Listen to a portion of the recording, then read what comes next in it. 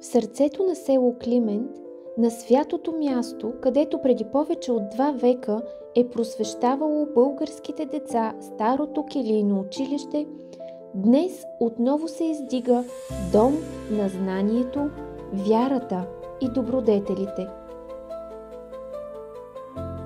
Тук, сред вековните сенки на историята, където някога невръстни деца са сричали първите си букви на светлината на кандилото, сега се заражда ново огнище на духовност. Каменните основи на миналото стават основа на бъдещето, а духът на просветителите оживява в стените на възроденото училище.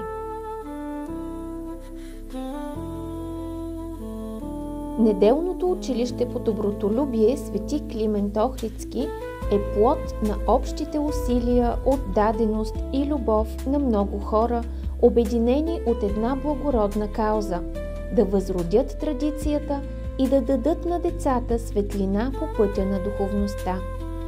То е не само сграда, но и символ на приемствеността между поколенията, доказателство, че духовните ценности и знанието са безсмъртни, стига да има сърца, които да ги пазят и предават.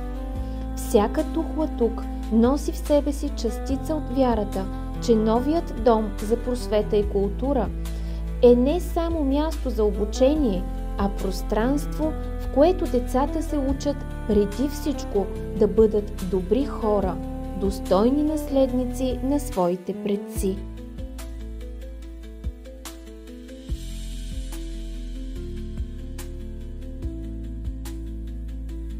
Първата копка за възстановяването на училището бе направена на 5 октомври 2021 година, дата, която бележи не само строежа на една сграда, а началото на едно духовно начинание. Идеята бе приета при сърце от отец Рафаил, който с благословията си и с неуморната си работа вдъхнови мнозина да се включат в делото. Подкрепа оказаха кметството, читалището, местни жители, дарители и доброволци, всички с един стремеж – да изградят място, което да бъде извор на знание, доброта, вяра и родолюбие. С общи сили, дарения от местните жители и трудът на десетки доброволци, сградата постепенно придоби своя облик и училището вече е готово да посрещне своите първи ученици.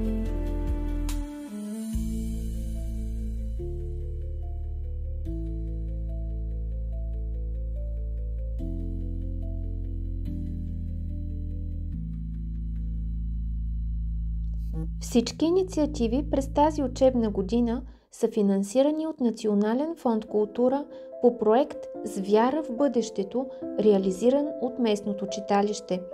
Целта е всяко дете, независимо от социалния си статус, да има достъп до знания, изкуство и духовност в една среда, изпълнена с любов, топлина и вдъхновение.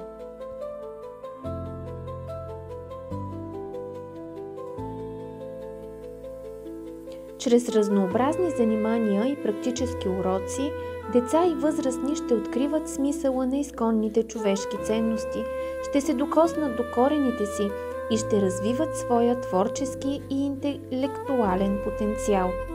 В програмата на училището са включени уроци по вероучение, уроци по родолюбие, запознаване с местни занаяти и традиции, творчески занимания, образователни беседи, фолклорни занимания, беседи по информационна грамотност, както и изследователски пътувания до свети места.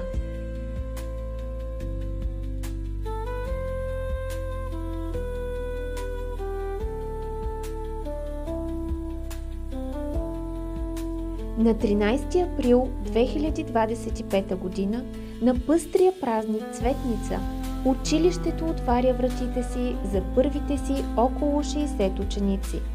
Те ще бъдат разпределени в 3 възрастови групи и ще се обучават в неделните дни.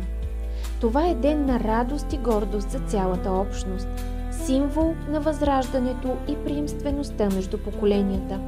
И както старото килийно училище е било пазител на светлината в миналото, Така и новото неделно училище ще бъде пристан за вярата, знанието и любовта към българското и православното.